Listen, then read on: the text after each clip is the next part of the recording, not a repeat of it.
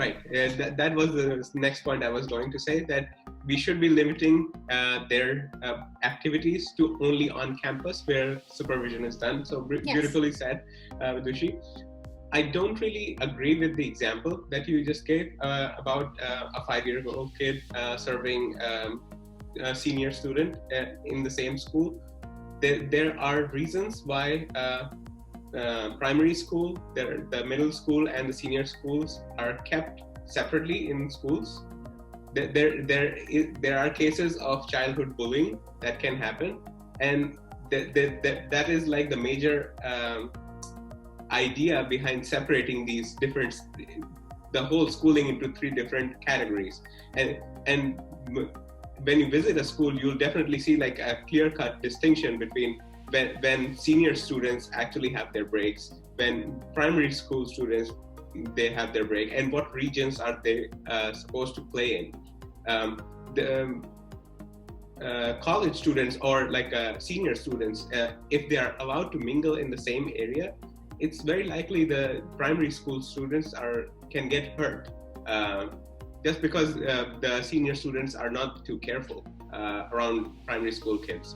So mixing that student group, I don't think so. That might be a good idea. Maybe like confining a middle school cafeteria for middle school kids, senior school cafeteria for senior kids, and primary accordingly. Yeah. So that might be a much better way of separating these. Yes. Like I gave you the example from the starting. I don't want any primary school students to work in a cafeteria, to work in any kind of restaurants. I just want them to develop the skill as an art and craft, because that's the only first priority which I think they should do. That's a very safe thing, and that also develops their skill. So the school should try to think about the activities which a child of any age group should try to do. Like as you pointed out many points that we shouldn't support child labor. We are not supporting child labor. Working as an activity and learning something out of it, learning it as an extracurricular activity, and developing your interpersonal skills while you're interacting with the people around you. So that develops your basic skills which you should try to learn, and that's not child labor.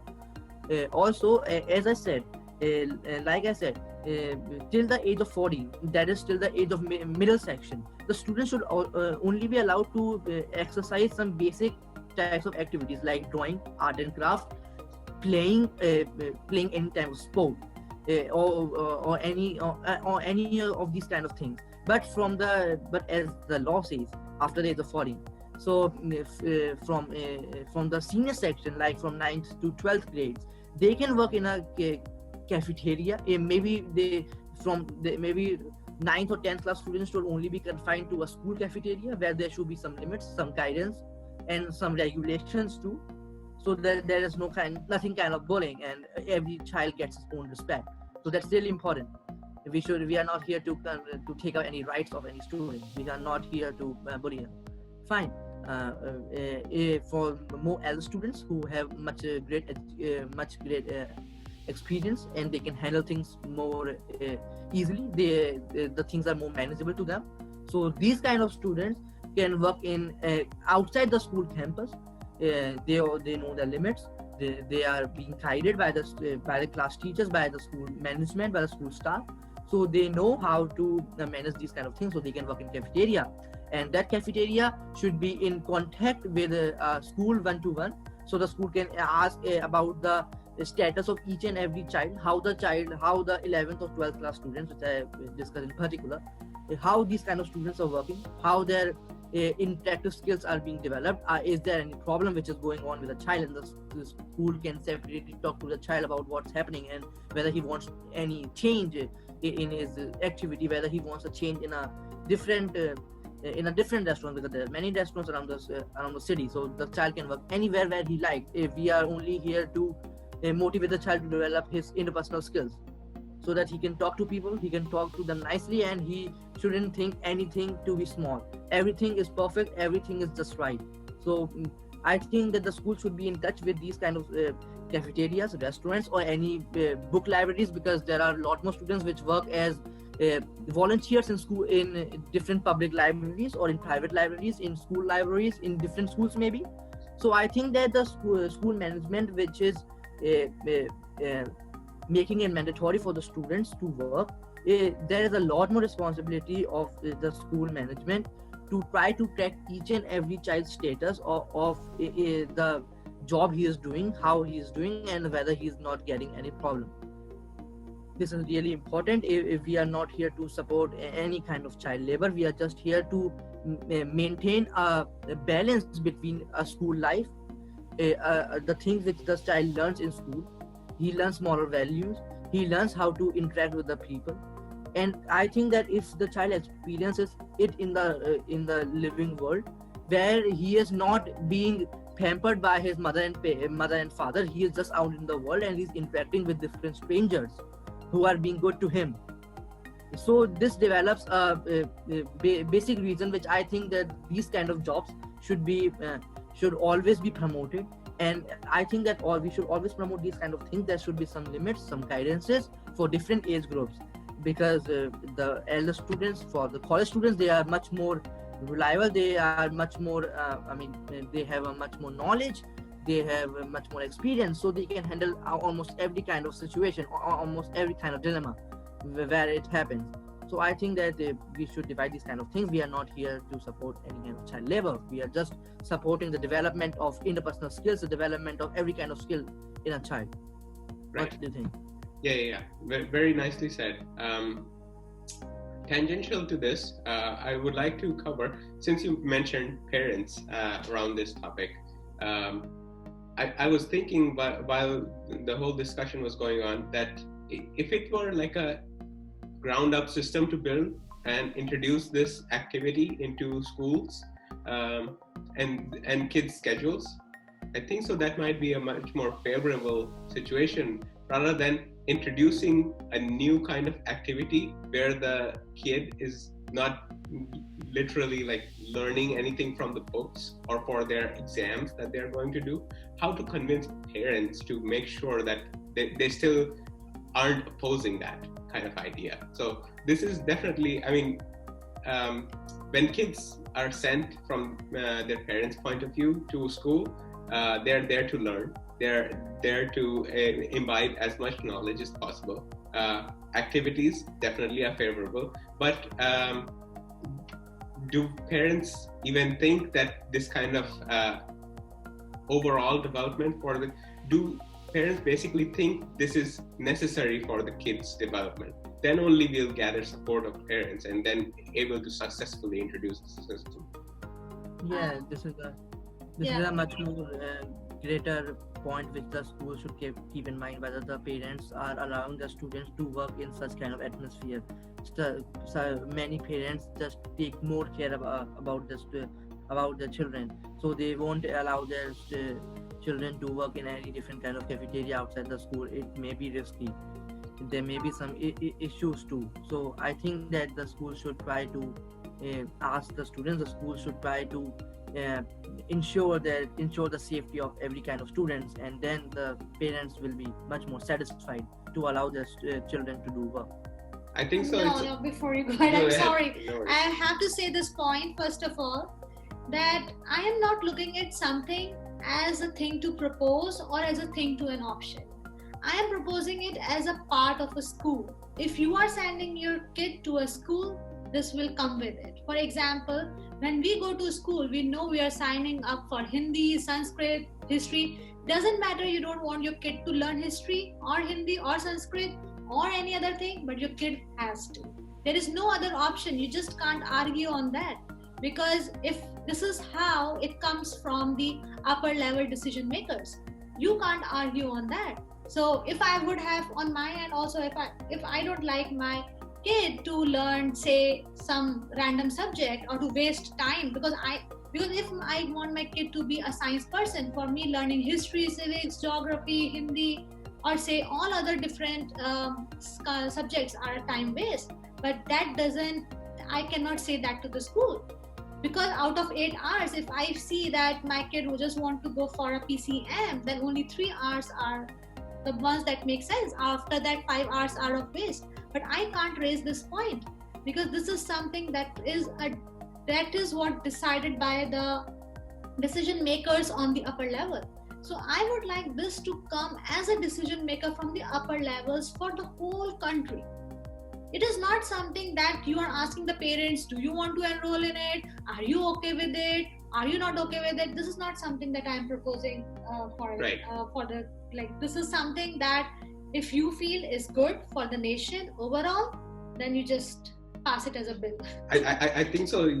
Thanks for clarifying that and adding much more clarity to the idea that we are discussing, that this is meant to be overall of the whole school system, yes, rather than individually schools adopting this kind of policy. It is not extracurricular. Exactly. It is not something that I'm saying that send your kid after school for a basketball match. No, This is not something I'm proposing as extracurricular. This is something that is the school part. If your kid is going to school, your kid has to do it. If you like, yes, please go ahead. What you are saying is, if from the starting, if let us consider the situation now. From till now, there has almost none of the schools have started this kind of situation which we are trying to communicate between us, that the students from class 1 to class 12 should also try to work. Every kind of student should work. So if we are trying to implement these things from the starting, as I say, for the starters, there may be some kind of problems. Many of the parents will try to oppose these kind of things, because these may be risky, and we should also try to think about the mentality of the parents. They just want to protect their students, their children. They are not keeping them away from a knowledge, from an experience. So if we are trying to level this up from the starting, I think that if we are implementing this thing from day one to about till about the first year gets going on, we should give this choice to the parents to allow their students to do work.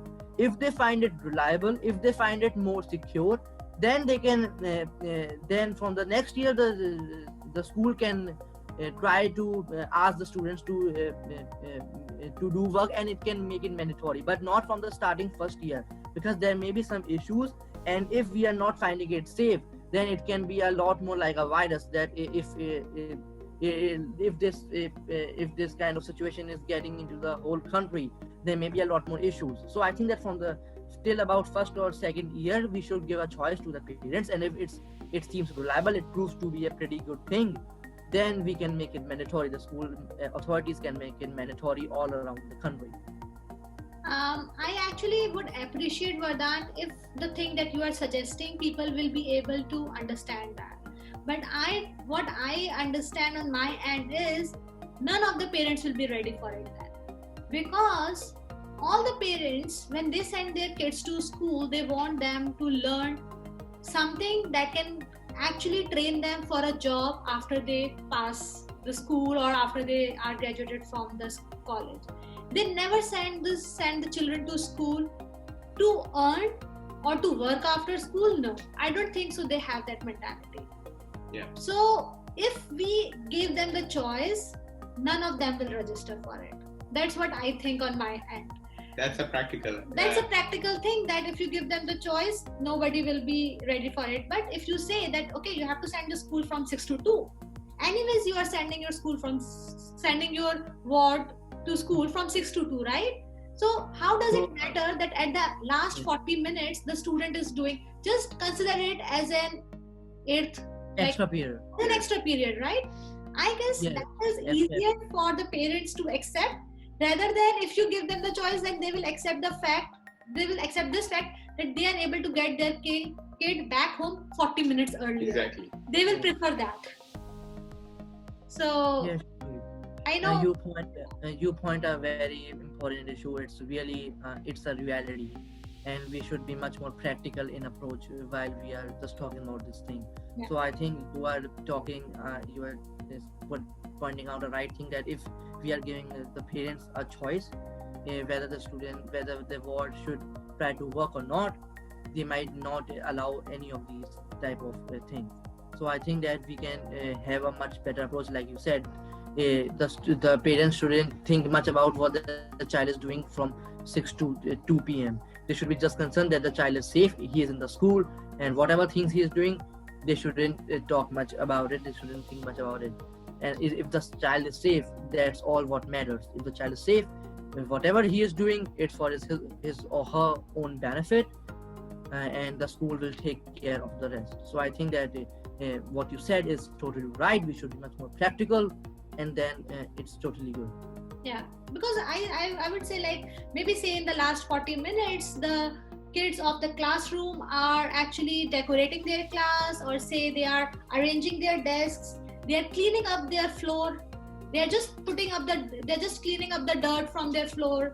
So they are just arranging their the classroom cupboard, they are cleaning their blackboard, they're cleaning their teacher's table, they are cleaning their windows. I don't think so this can hurt any of the kid, but this will encourage them, this will make them learn how to clean the space where the space that belongs to them.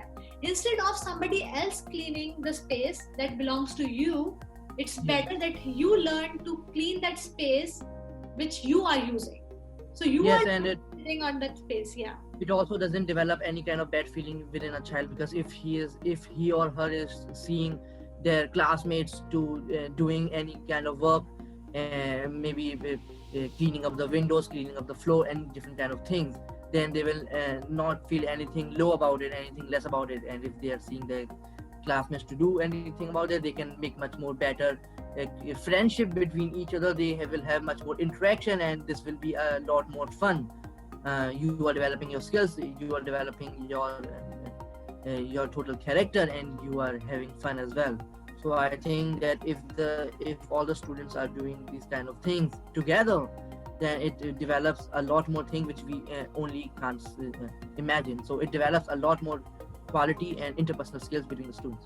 Yeah. Plus one more important point that I feel here needs to be added is, when you clean a stuff, you realize the importance and the hard work that goes into the cleaning. If you don't do it, you don't understand how important it is to sit in the clean environment, how tough it is to clean something, what goes into cleaning. So even like if the students will clean their classroom before going to their house, the next day when they come to the classroom, they will be careful about not to litter it.